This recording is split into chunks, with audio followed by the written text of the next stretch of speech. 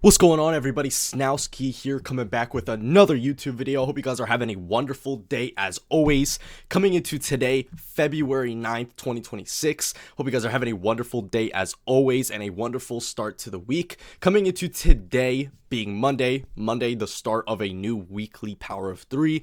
If you guys are unfamiliar with my content or who I am, name is Snowski. I am a QT and SMC trader and utilizing time and price delivery.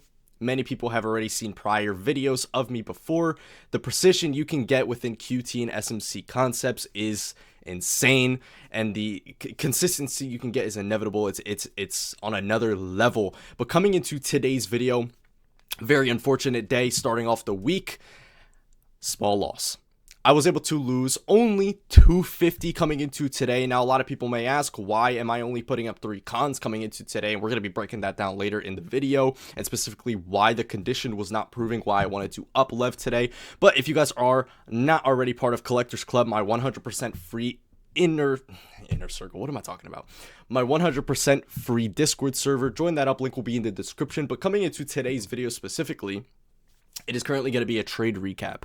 A lot of you guys understand I like to do educational content for you guys, give you guys a ton of information that you may not already understand about time and price delivery. But coming into today and coming into pretty much the remaining of this week and the remaining of this month, as now I am back home, back at the desk, back at the home base, I want to be consistently giving you guys free content so you guys can keep up to date with what my outlooks are.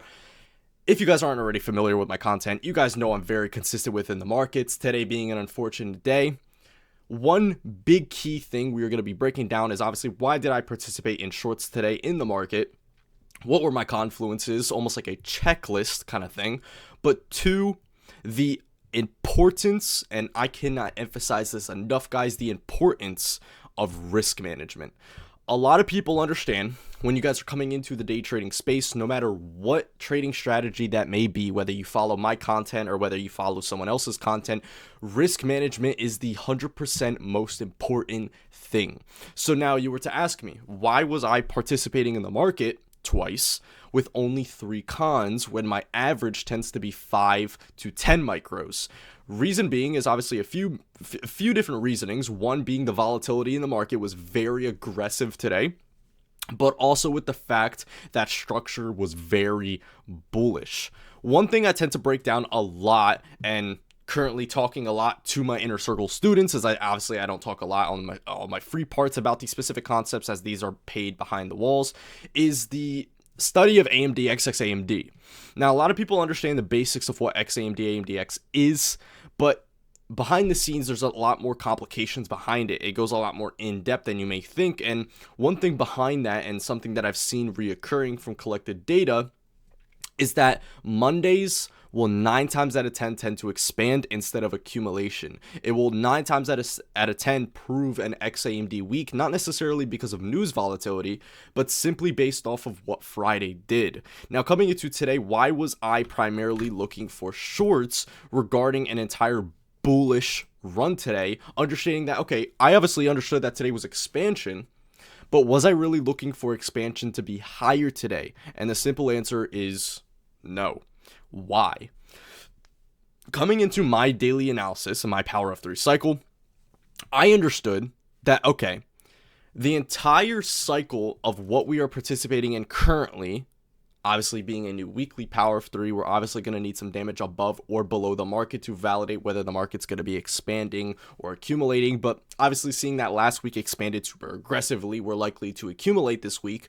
I was looking, okay, if we are going to participate in higher prices coming into particularly today or maybe the rest of the week, as we understand we are in an accumulation week, we are very likely to do damage below a discount of our previous day range. And the reason why I say this is because on the higher time frames, we already have a bullish significant SMT with our previous month low coming into last week, as YM failed to purge the stops of our previous month low, proving that we have a bullish divergence in the market. Seeing this bullish divergence, I'm coming into the market seeing, okay, the capability of us rebalancing our previous day's 1 ranged expansion to pretty much participate in higher prices is very, very crucial. Now, a lot of people may be thinking otherwise. Everyone has a different way of looking at the market. This is simply from repetition of me being in the markets, and I'm pretty accurately consistently. I can consistently say what the markets are going to be doing.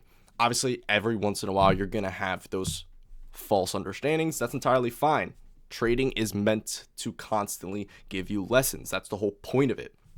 But coming into today, my primary bias was bearish. So why did I take shorts after structure was significantly pumping? Is for the simple answer of fractal power of threes. We understand as PO3 and QT traders that a lot of the times, obviously devil's mark is a key understanding concept, but was I really looking for 10 a.m. power of 3 to be neglected today? And the simple answer is no. Coming into 10 a.m. when we opened, we left zero manipulation below our given opening price. So I'm seeing this as, okay, it's a very key draw on top of the fact that once market pumped, we did put in a bearish DC SSMT above true day opening price. And once that validation was above TDO for possible sell-offs as a premium, array retracement, I'm seeing this as, okay, markets are very likely to fall over now. And the key draw on liquidity is simply 10 a.m.'s opening price and possibly even lower into EQ of our previous day. But obviously understanding that today's likely to be in an accumulation week, it's not likely to expand as super aggressive. So my clear draw for price was simply 10 a.m.'s opening price with the lack of manipulation below it to validate higher prices. Sadly enough, it did not work. Now you guys understand, I'm very consistent within the markets, and there are going to be days where you are obviously going to lose. No one has a 100% win rate trade strategy whatsoever. No one does. The whole point of day trading and the whole point of risk management is to understand that, okay, losses are inevitable. They're going to happen. They're bound to happen. And when they happen, how do you specifically go around them? Are you managing your losses well based off of your wins? Are you winning more on your winning days than you're actually losing on your losing days? That is the whole point of risk management. And a lot of people do not understand is that, okay, there are specific key things in the market that will prove whether the market's going to go against your trade or within the trend of your trade. And one thing that was telling me that I would possibly get stop hunted on both of my trades. As you guys know, I always cap out at 2 trades. That is my rule, 2 trades a day. That's it. Is the higher time frame structure. A lot of people understand in QT, as in time price delivery, and smart money concepts that ICT's taught for a very long time now, decoupling markets. Decoupling markets is the study that, okay, a lot of the times when divergences are created between the triad, specifically YM, will go opposing direction to the other assets. Meaning if NQ's pumping and YM's dumping, YM's bearish delivery may prove NQ's bullish delivery, because as YM is decoupling lower, it's proving bullish divergences for price on NQ to consistently participate higher prices. And that was the strong suit on why I lowered risk today, is the fact that, okay, I wanted to see lower prices. I had significant entries. I had reasoning behind my trades. I didn't just click a button irrationally. But what was against it is the fact that YM consistently was going lower as NQ was going higher. Now, obviously, there are times where YM will go lower and NQ will reciprocate and also go lower. That is why I took the risk today, is simply understanding, okay, last week I did very well.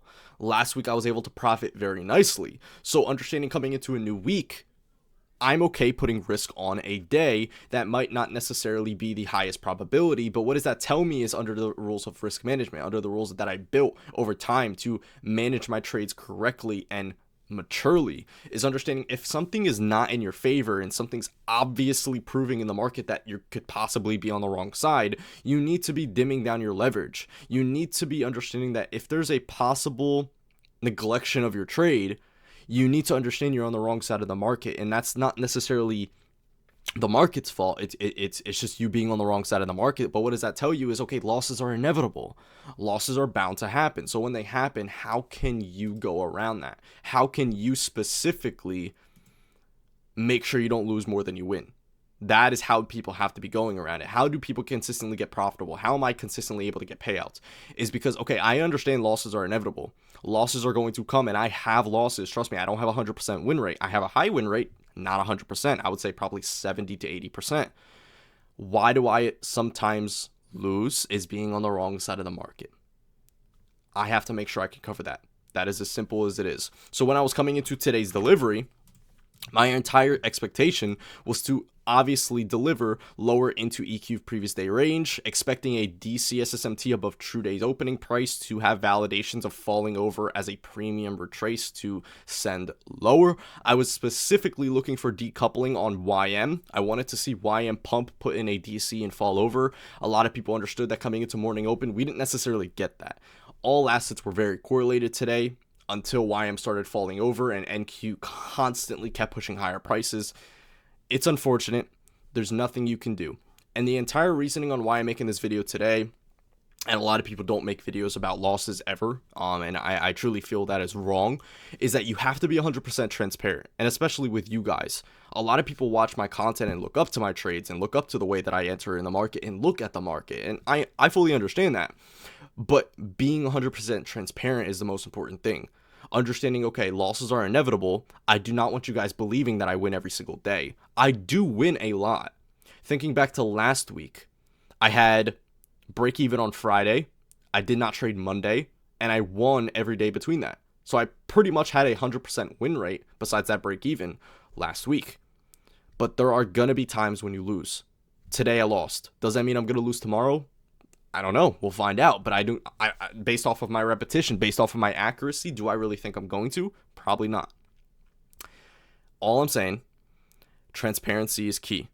Understanding, okay, if I lose, I'm going to tell you guys. I'm going to show you guys. And why did I take that trade? My simple answer for this trade is, okay, I'm expecting a rebalance of our previous day range due to an unbalanced invalidation of higher prices.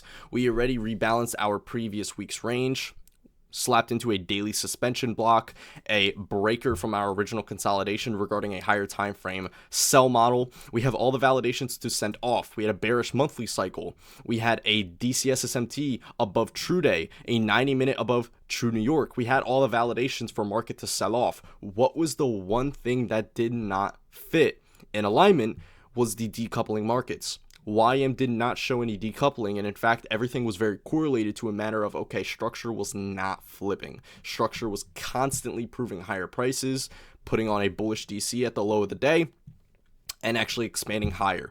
Did I want to see higher prices? No. Once my two trades did not work out, what did I do? I simply accepted the fact that, okay, I'm going to be incorrect and on the wrong side of the market today, and I do not want to participate any more positions, frankly, because I'm managing my risk, managing my buffers for the upcoming delivery on the remaining of the days of the week.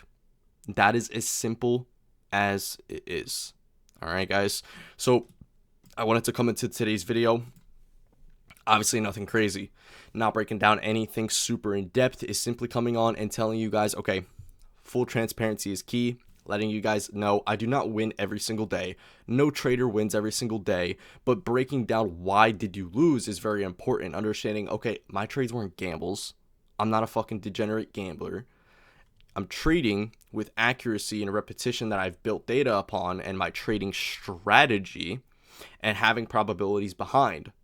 If it does not work, you have to understand that, okay, if it doesn't work, can you properly manage that risk for your buffer for upcoming days ahead? That is as simple as it gets. All right, guys. So hope you guys enjoyed this video. Hope you guys learned something. Obviously, coming into every single day this week, I'm going to try my very, very best to get content out to you guys almost every single day and consistently stay on top of the YouTube channel, as I've been neglecting it a little bit. But hey, bear with me. I've been traveling a little bit. All right, guys. But love you guys all. I'll catch you guys in the next one. And as always, I'll see you guys at the top. Peace.